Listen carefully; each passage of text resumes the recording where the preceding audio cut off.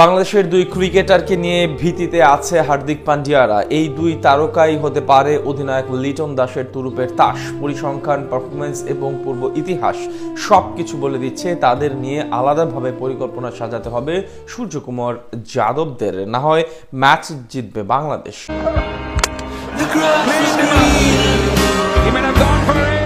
একদিকে তানজিম সাকিব, অন্যদিকে মুস্তাফিজুর রহমান। ভারতের দুর্ধর্ষ ব্যাটিং লাইনআপের বিপরীতে তারা প্রতিরোধ করতে পারেন। মুস্তাফিজ অভিজ্ঞ, তানজিম সাকিব আত্মবিশ্বাসী। অঘটন ঘটালে তারাই ঘটাতে পারেন। প্রচুর আইপিএল ম্যাচ খেলার সুবাদে মুস্তাফিজ ভারতীয় ব্যাটারদের সম্পর্কে বিস্তর ধারণা রাখেন। এদিকে তরুণ ক্রিকেটার হলেও সর্বশেষ এশিয়া কাপে ভারতকে হারানো ম্যাচে জ্বলে উঠেছিলেন তানজিম সাকিব। মাত্র ৩ বারের দেখায় বিস্ফোরক ব্যাটার অভিষেক শর্মাকে তিনি 2 বার আউট করেছেন। মুস্তাফিজ ও তানজিম সাকিব দুজন দুরকম স্বভাবের। ফিজ শান্তশিষ্ট আর সাকিব আগ্রাসী। ফুরিয়ে গেছেন, হারিয়ে গেছেন। মুস্তাফিজকে নিয়ে প্রায় এমন সমালোচনা শোনা যায়। তবে মরিচা পড়া কাটার আর স্লোয়ার দিয়ে তিনি এখনো ম্যাচ জেতাতে পারেন। বিশেষ করে স্লগ ওভারে তিনি বারংবার নায়কের ভূমিকায় অবতীর্ণ হন। স্লোয়ার ও কাটারের ভেরিয়েশনে তিনি যেভাবে ব্যাটারদের বিভ্রান্ত করেন, বাংলাদেশ তো দূর, সারা বিশ্বেই তার মতো পেসার হাতে গোনা। টি-20 ক্রিকেটে স্লগ ওভারে এখন সবচেয়ে বেশি ডট বলের মালিক মুস্তাফিজ। স্লগ ওভারে তার ডট বলের সংখ্যা 300 ছাড়িয়েছে, যে কীর্তি আন্তর্জাতিক টি-20তে আর কোনো বোলারের নেই। বাংলাদেশ দলের জন্য মুস্তাফিজ এক ধরনের ট্রাম্প কার্ড।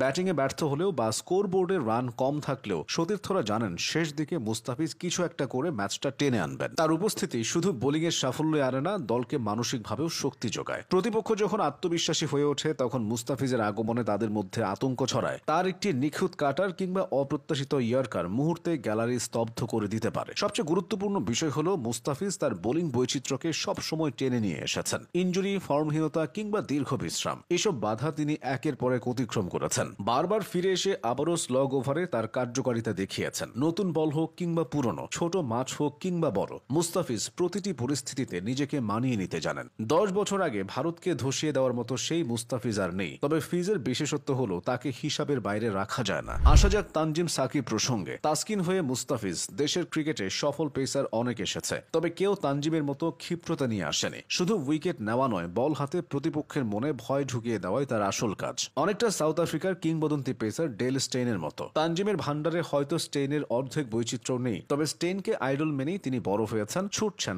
আইডলের দেখানো পথে। দুর্ধর্ষ বাউন্সার, নিখুঁত সব ইয়র্কার আর টানা গুড লেংথে বল করতে পারা তানজিমের বোলিং এর আসল শক্তি। শরীফুলের মতো দীর্ঘদেহী নন, তাসকিনের মতো শক্তিশালীও নন। হালকা পাতলা শরীরের তানজিম সাকিবের উচ্চতা মাত্র 5 ফুট 8 ইঞ্চি। তিনি শুধু ব্যতিক্রম তার আগ্রাসী মনোভাবের জন্য, প্রতিনিয়ত লড়াই করার মানসিকতার জন্য।